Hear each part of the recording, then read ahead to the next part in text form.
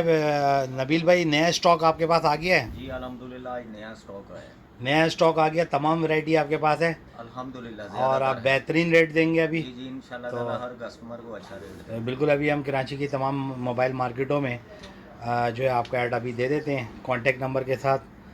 बहुत शुक्रिया। और आप देख लें कि बिल्कुल नया माल है, तकरीबन तमाम मॉडल शामिल हैं इसके अंदर। इंशाल्लाह आप रब्ता करें।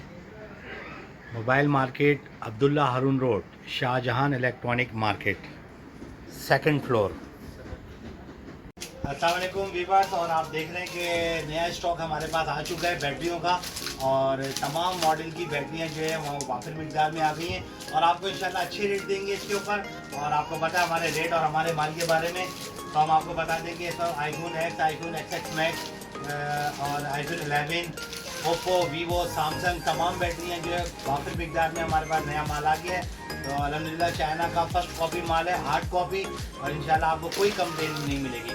और जो पहले आइए पहले पाइए, नया माल है, नया स्टॉक, बेहतरीन माल है। तो आप फौरी तौर पर हम आपको लास्ट में कॉन्टैक्ट नंबर भी दे देंगे। आप कराची से, पाकिस्तान से, किसी भी कराची की मोबाइल मार्केट से रब्ता करें तो आपके पास इंशाल्लाह माल हमारा पहुँच जाएगा। बहुत शुक्रिया।